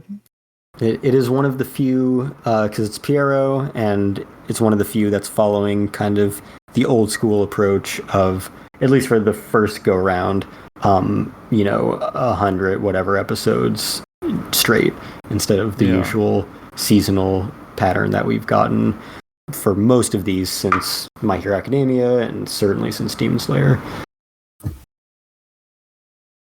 Yeah. Maybe I'll give it a shot at some point.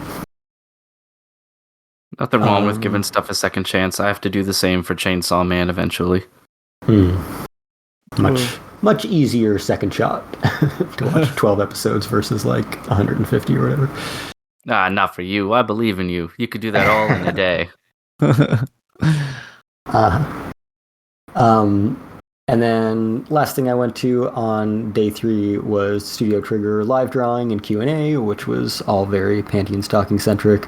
And it kind of served as like the second half of the premiere event, I would say, where this one they got to actually like let fans ask questions, and they had a lot of good insight from that as well. And they talked about kind of the next generation thing that was discussed with Cyberpunk as well a little bit, where, this is both Panty and Stocking is kind of acting as a bridge as well, because, it's got all the old staff, but it's also bringing in all the new staff to work with them, because it's been 15 years.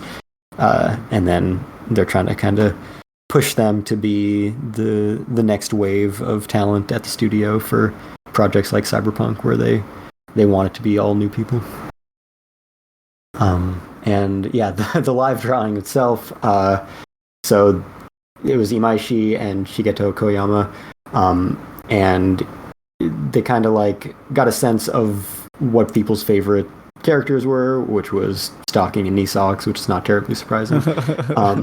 And so Imaishi drew the two of them fighting, and then they were doing a countdown on Twitter to the release of new panty and stocking with Gutter Belt. So every day, like a different Trigger member would do some sort of like drawing or whatever to put in a Twitter post, and it was Koyama's turn, but he was behind schedule because he was at AX. So instead, he had a couple of confident cosplayers from the crowd come up and pose in front of the rest of the crowd, and he took a picture of them and just drew over them, and he was just like fucking with random people in the crowd live, just like drawing stupid shit over their faces or like making their forehead super big or dumb shit like that. So that was a fun time. So I am just barely covered up by the cosplayer in the forefront in that picture if you look at it on Twitter. But oh man, it was still a fun time. Yeah, and then day 4, really no news to speak of. There was a Jujutsu Kaisen event, which was remarkably underwhelming. They had like the seiyuu of Yuji and Yuta, which makes sense because they're, the main characters of Jujutsu Kaisen and Jujutsu Kaisen 0, respectively, and they will be starring and interacting in the forthcoming new anime season, which they teased a little bit, but not to the point that we learned anything new. However, the vast majority of the panel was advertising the very shortly upcoming, maybe by the time this is already out, theatrical version of the flashback arc at the beginning of season 2, which is just a recut of those episodes. And also, not only is it just a clip show movie, but it's the only part of the series that features neither of those characters. So it was very bizarre to spend most of the panel promoting that when those were the two guests they had. Yikes. So okay. that was that. Yeah, I don't know why they chose that. Clearly season 3 is coming along well. Yeah, right. Good luck, Mappa. This is why Chainsaw Man takes so long. Yeah. And perhaps how cool that Chainsaw Man trailer looked is the reason they had nothing to show about season 3 of Jujutsu Kaisen. Yeah.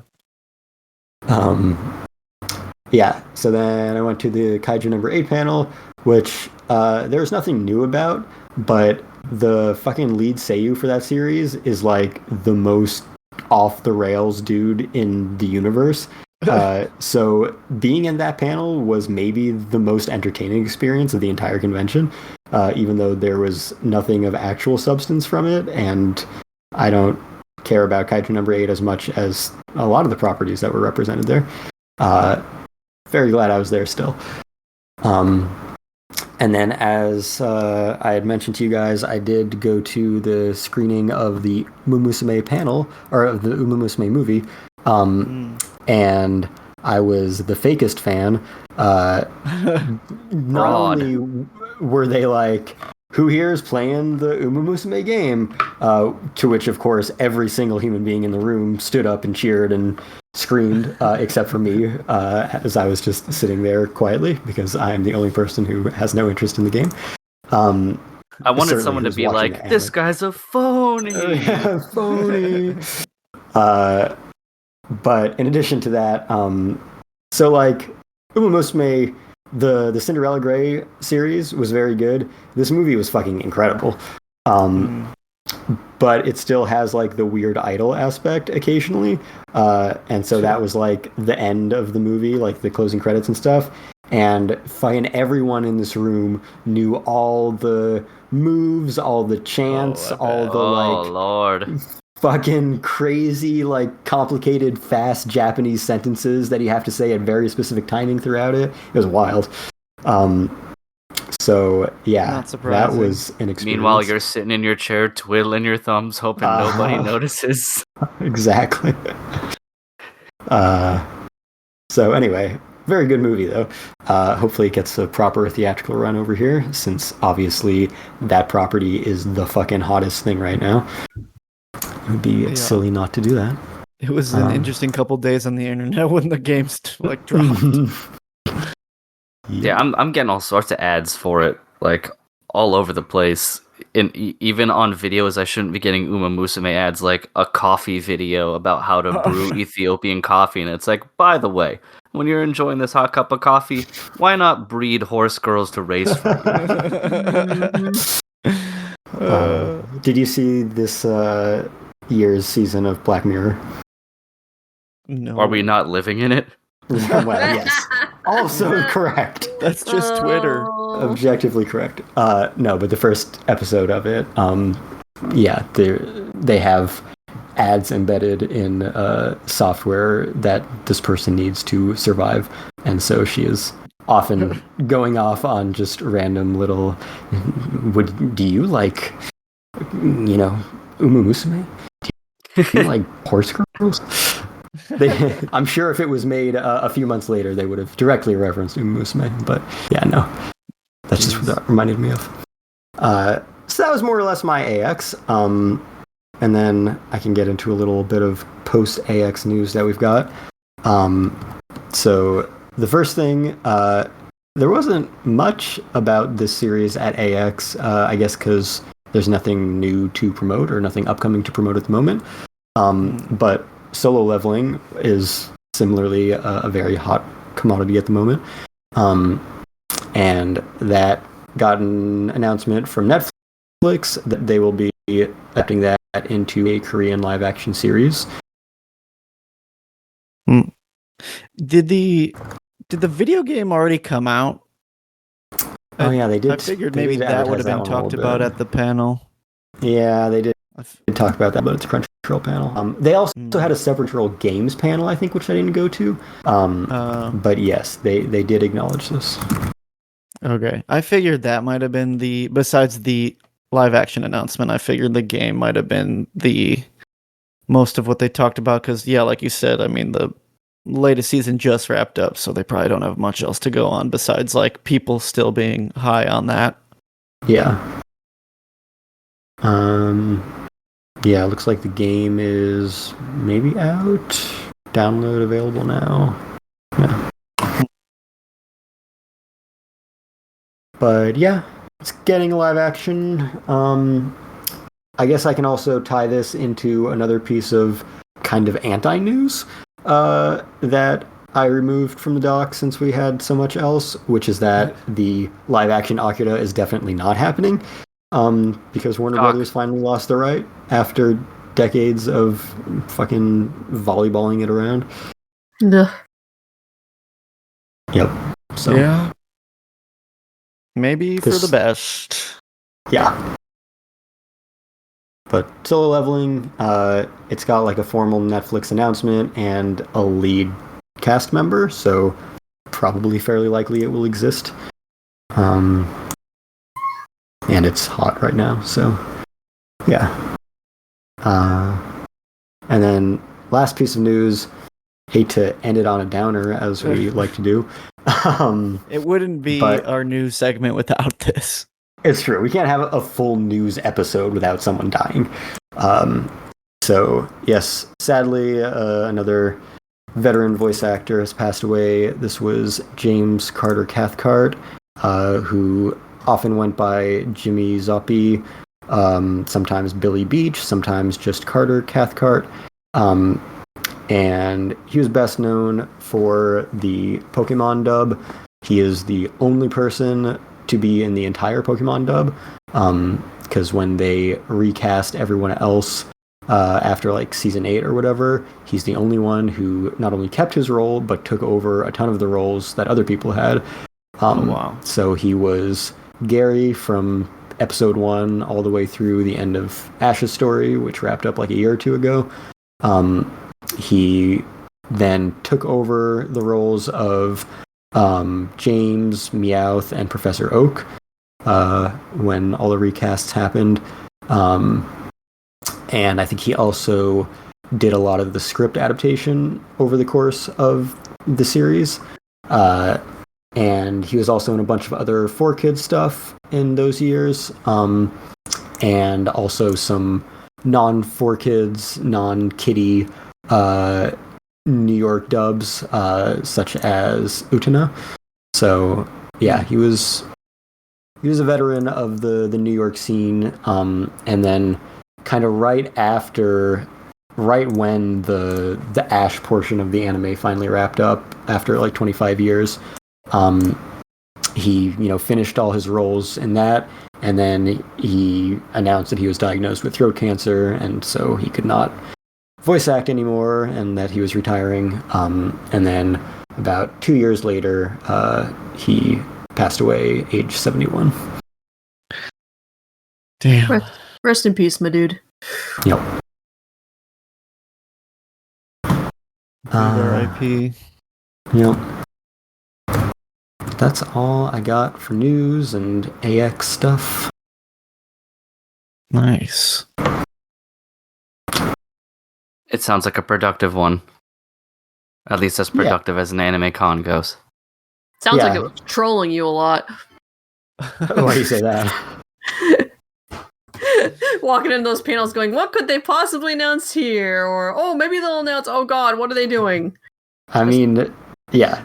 The Cyberpunk one especially was like the best case scenario when you don't expect anything and you get a huge announcement that you're there for. That was super cool. But yeah, like I said, I was basically there for all the big announcements that I cared about. I guess I wasn't really there for the JoJo panel, but it was the exact same time as Apothecary Diaries, so that was just going to be the case. But yeah, it was productive, went well. Got an interview out of it, got a few autographs and sketches. Used my press authority when necessary, not always. But I wrote them some articles about the stuff that I used it for, so no abuse of power there. Well, it sounds like next year you're going to have to abuse some power. You're going to have to wrangle some people to show you the anime horses early. No, yes, of course. He has to get into one of the lines and then just walk right to the front and just be like, move, I'm media. I mean, I kind of did that a few times. That's kind of what having a press badge is like. Anyway, yeah, it was a good time. AX can be very stressful, and this was fine. And yes, having a hack badge doesn't hurt. But I think the general consensus is that they're kind of getting better with some of the management. The fact that it's now spread out across 3 different buildings is annoying, but it does make the congestion a little more bearable. And they had very much outgrown the convention center, so putting main events in Peacock Theater, which holds 7,100 people, was definitely a good move for the most part. Had some issues, but yeah, I think it was the right move overall. Oh, I can't even imagine going to a con that big. Yeah, I mean, really, they should be cutting the attendance at like half of what it's been for the past bunch of years, because it's just too many. I don't think they announce like the unique attendance anymore. They only do turnstile, which is fairly meaningless. But I think we're generally around 120,000 people every year. Which is too many. Yeah, that's woof. No thanks. Next time, could you just put a GoPro on and then like stream it so I can just kind of be there in spirit? I don't want to be in that. It's not that bad. You get used to it. It has been worse. The spreading out has helped a little bit. When it was all of those people just in one building, that was rough. But yeah, that's my AX. It's my news. Awesome. Glad you had a good time. There was a lot of good stuff there, so that's also good. I don't really know if there's ever been a dud of an AX, because it's the only con that really gets this type of attention anymore, now that Otakon hasn't for some time, and what to say, maybe Anime NYC does, kind of. Yeah, AX Anime NYC are the two big industry cons. Yeah. So yeah, it's kind of split between the two. AX is definitely the bigger one. And so yeah, you're right. You're pretty much guaranteed to always have some big stuff and some big announcements out of it. This one, like, despite what I talked about, it was not like, I don't know, the most targeted to me, I would say, of an AX. There wasn't that much that I cared that deeply about. But the stuff that I did care about, obviously free run panels top priority, and I got what I was hoping out of that and a little bit more, so that was super cool. And having only a few things that you care that much about is kind of the best case scenario for AX, because it's impossible to do everything. At ACEN or Otakon, you can do everything you care about. It's doable. At AX, you got to be very selective, even with special badge privileges. So yeah, I'm glad that it wasn't like a ton of stuff that I cared about overlapping and making it impossible for me. Nice. Yeah, looks like you did it about right though. So thank you for your due diligence. Except your fraudulent fandom. That not unexcusable. Yes. Objectively awful, fake, phony fan. The horse homies will find you. They will I'm surprised no one tried to convince you to play the game. Yeah. I'm glad that no one seemed to notice me when everyone else was raising their hands.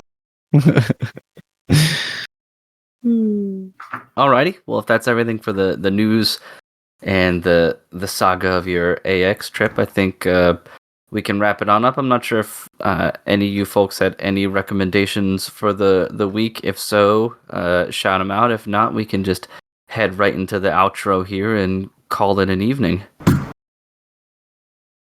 I got some recommendations. We got Grave of the Fireflies has a new steelbook from G Kids, and that has some old extras that haven't been released since PM had the movie, so they weren't on any of the Sentai releases. So that includes the interview with Takahata, the interview with Roger Ebert, and I don't know if they have the feature-length storyboards on all the releases. It's a fairly common thing for Ghibli movies to have, but they might have not had it on some of the Sentai releases. So, yeah, if you don't... Any prior release would either be not Blu-ray or not have those extras, so worth picking up. Nice steelbook, great art. I don't know if it's the same scan as Sentai had for their Blu-ray, but it looks great. And then from the aforementioned new Animego, we have Romeo's Blue Skies, which I talked about when they licensed that, which is classic, only World Masterpiece Theater anime to have gotten a release now. And I got it like a week ago, but I've just been busy catching up with this stuff, so hoping to finally start on that tonight. Very excited to check it out. And then we got Solo Leveling, as we mentioned. Season 1 is out in about a week.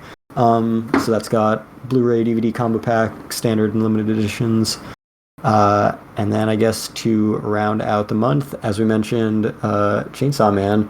Despite how long it has been, it turns out Crunchyroll gave the home video rights to Viz for some reason, even though that all came after Crunchyroll and Funimation merged, and therefore Crunchyroll had all of their own home video infrastructure and no reason to sublicense anything.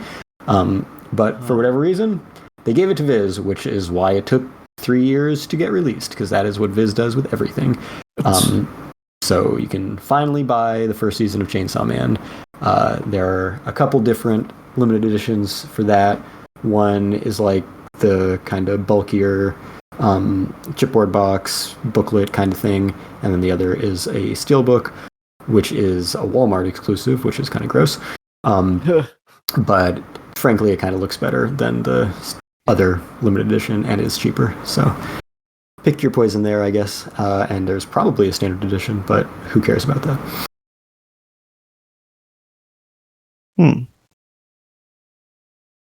That's right. Steelbook or nothing. Yeah. Rain or Kate, do you guys have any recommendations? Nothing on my radar. So yeah, I'm good. All right, cool. Kate, last call. Nope. I think I'm good. I'm playing a game called Best Served Cold, which is a murder mystery game in the vein of it's mostly visual novel with some bartending where you're serving drinks to customers at a bar top, but you're also solving a mystery. So it's like light puzzle solving, sussing out, following conversation trees to get people to admit to crimes and whatever, find evidence. But it's very good. So if you like those type of games where you are mixing drinks and talking to bar people, like Valhalla or something along those lines, you could check that out. Can you press X to doubt? No, it's not quite, but you can put out a lot of questionable things and get people mad at you. It's set in a fictional Europe, but if they had prohibition in the 1930s, very speakeasy era, but fake Europe. So Interesting. The most important part about the press X to doubt is that it has to give you absolutely no other information than if you just said that they were lying in the first place.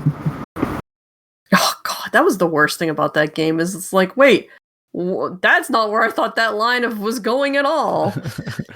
Yeah, it's an inherent flaw with a lot of those like one-word responses that the character is actually, says a whole paragraph of dialogue.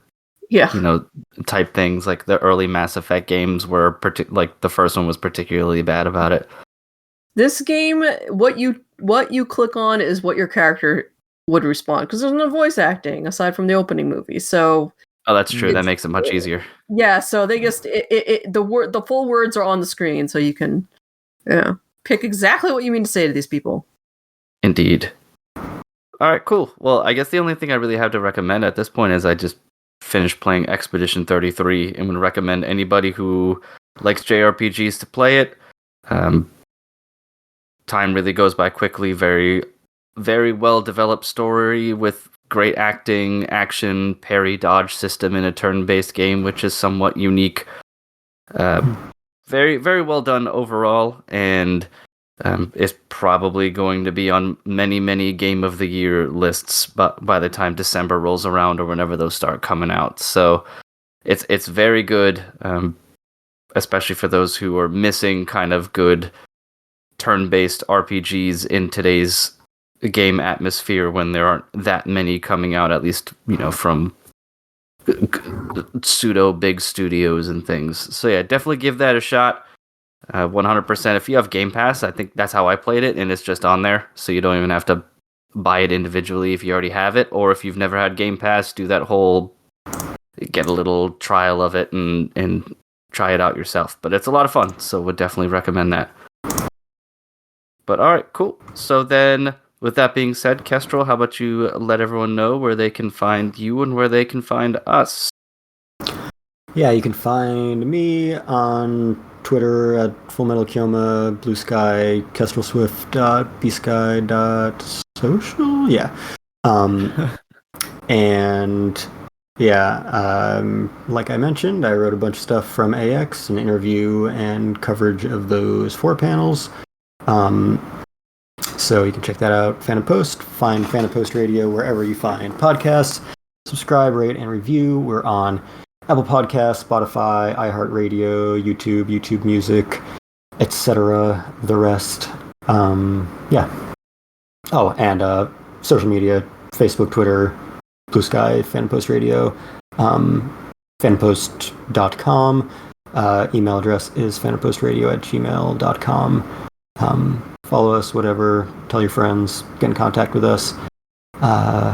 Tell us your hot takes on Hideaki Anno. Yes. Join us in the slander. That's true. I hope everyone out there enjoyed his career while it lasted, because once this episode drops, it's over. It's So over for over. him. On over. Ugh. All right, we gotta I wrap had it up. Getting to that point of the show. All right, Bran, how about you? Hellshake Brando on most of the socials. To Chris's displeasure, no reviews over at Fandom Post currently going on, but I'm here on the pod, so yeah, we should be back soon. So keep your ears open. All right, and last but not least, Kate, how about yourself? Where you hanging out on the interwebs nowadays? You can find me on Blue Sky at SonicBug. I am reviewing this season Secret of the Silent Witch, and also Ruri Rocks, if I can remember to actually crank out reviews every week. Press X to doubt. Yep, all the way. I'm already late on this week's. Woohoo! But yeah, that's where you can find me. Find my reviews on fandompost.com. All right, awesome. Well, as always, we appreciate everyone listening. I hope you have a good start of this new season. I know it's jam-packed with lots of stuff, both here and also in Netflix jail, just waiting for us to take part in. So I'm sure there will be plenty of good shows to talk about. Maybe the classic, this show was supposed to be good, what happened? And lots of other fun things to discuss on the next episode and here moving forward. But until then, we'll talk to you later. So, thanks for listening. See ya. Bye bye.